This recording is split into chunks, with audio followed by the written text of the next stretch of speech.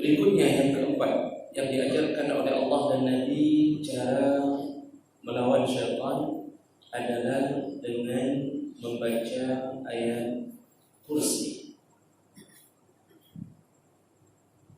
Disebut ayat kursi karena ada bacaan kursi di dalamnya, yaitu secara lafaz bermakna kursi, kursi bermakna kursi. Jadi kita menyadu dari bahasa Arab, bukan orang Arab yang menyadu dari bahasa kita. Dan yang menyebutkan bahwa ayat kursi ini bisa membuat penjagaan dari syaitan, pertama, syaitan sendiri yang membongkar rahasia itu. Dan ini sudah kita sebutkan bahwa syaitan di zaman Nabi pernah mendatangi Baitul Mal, mencuri sesuatu di Baitul Mal yang sedang dijaga oleh Abu Hurairah dalam hadis. Ditangkap oleh Abu Hurairah dan dia berjanji tidak akan kembali. Lalu ternyata besok malamnya kembali. Tangkap lagi oleh Abu Hurairah, kemudian dia berjanji lagi tidak akan kembali. Lalu kemudian ternyata dia kembali. Nah, di saat kembali yang ketiga itulah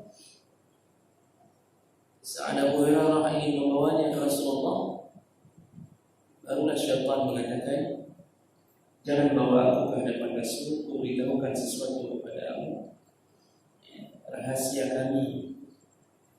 Sebenarnya rahasia syaitan, cuma sudah dikasih tahu. Apa rahasianya? Kata syaitan, apabila engkau membaca surat, membaca ayat kursi sebelum tidur, maka syaitan tidak akan mampu menggodamu sampai pagi. Jadi yang membongkarnya adalah syaitan sendiri. Kemudian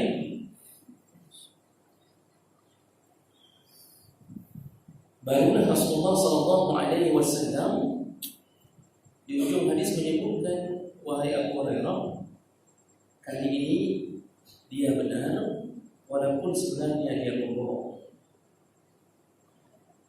Huwa saduq,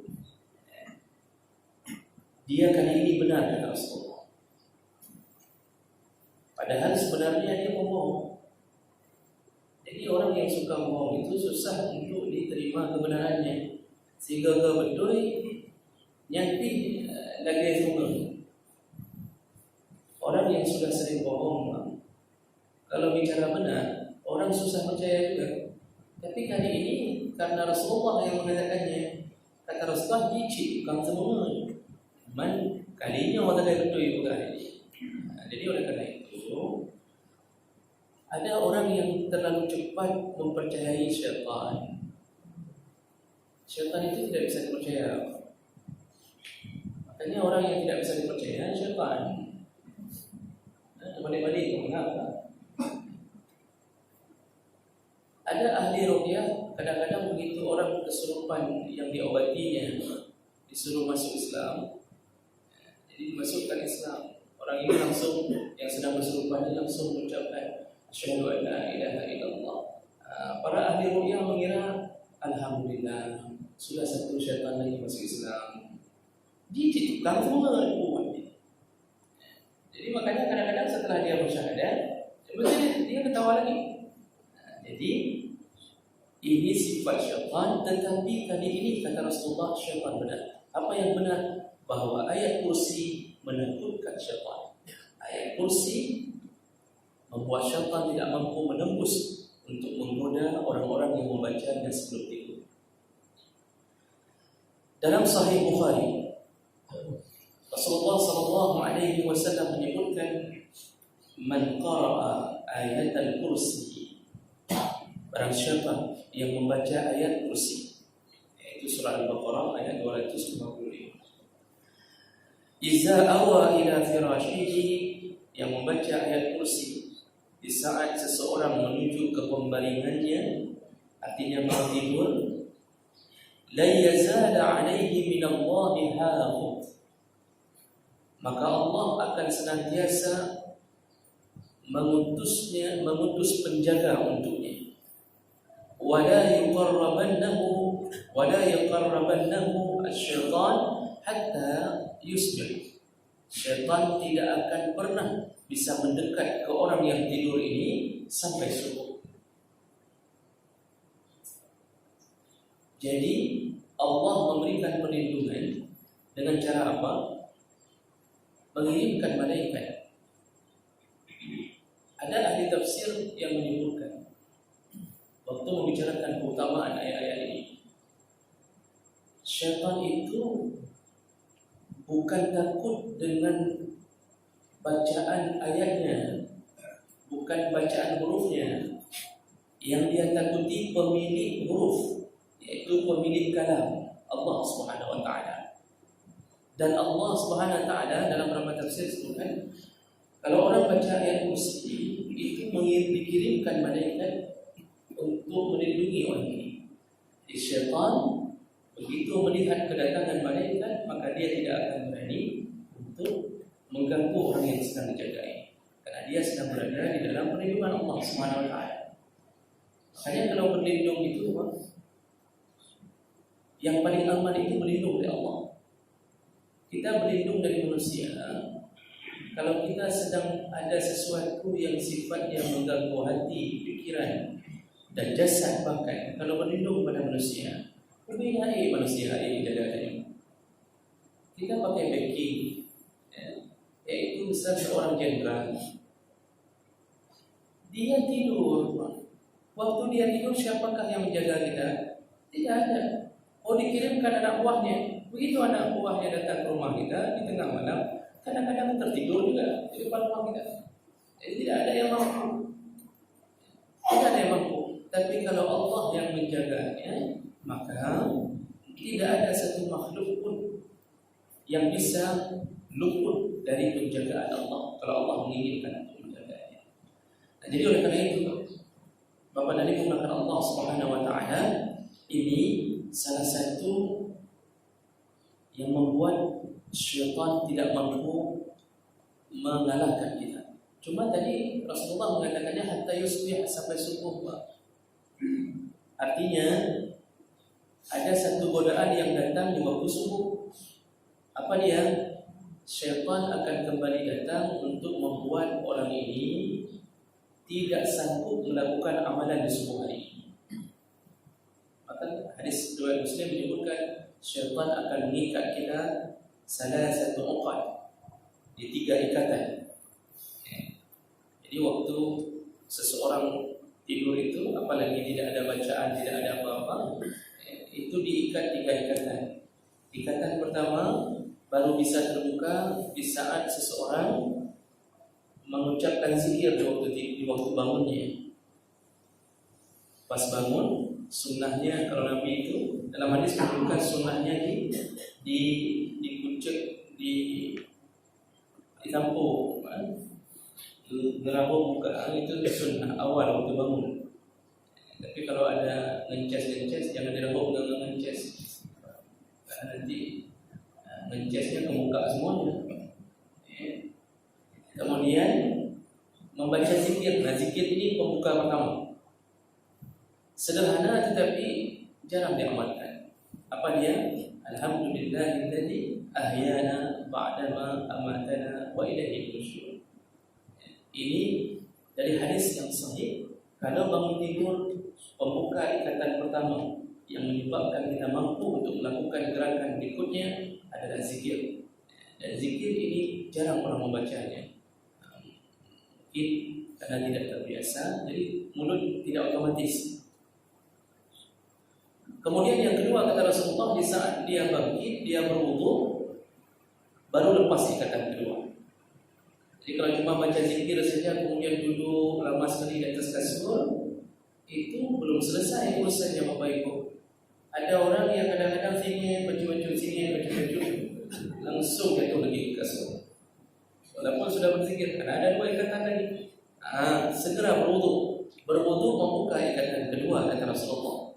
Ikatan ketiga di saat dia melakukan takbiratul ihram. Ada orang setelah wudu balik ke kamar, kemudian tidak jadi melakukan salat jamaah, dia tidak jadi datang waktu subuh. Apa yang dia lakukan pertama? Dia akan membuka HP-nya, dia membuka tabletnya, lalu kemudian dia baca dari malam siapa yang ada WA, dibalas WA-nya, urung ke kamar, di mana kamar. Ini termasuk godaan siapa? Jadi begitu takbiratul ihram baru terlepas. Kalau sudah terlepas 3 ikatan waktu subuh, di ujung hadis Rasulullah mengatakan orang pulang salat subuh biasanya segar. Orang yang segar, semangat. Jadi coba bapak pulang waktu subuh, pak segar-segar. Apalagi ada nampak bawang risol di ribe-ribe, sama segar. Jadi bapak dan ibu melakukan Allah SWT, ini yang diajarkan Nabi pertama. Kemudian ayat kursi juga, jadi itu penjagaan melalui ayat kursi di waktu tidur. Berdasarkan hadis dari An-Nasa'i, Rasulullah berkata, "Man qara'a ayatul kursi," barang siapa yang membaca ayat kursi hina yusbih, di pagi hari, ujira minal jinni ila ayyumsi, yang membaca ayat kursi di subuh hari, maka Allah akan jauhkan dia dari godaan jin ila ayyumsi, sampai sore hari. Wa man qara'aha hina yumsi, dan barang siapa yang membacanya di sore hari, itu menjelang maghrib, ujira minal jinni ila ayyusbih, maka Allah akan hindarkan dia dari gangguan syaitan, gangguan jin sampai subuh hari. Jadi ini termasuk ayat kursi ini doa bagi sore itu. Sering-seringlah membaca ayat kursi setelah salat subuh dan sebelum salat maghrib.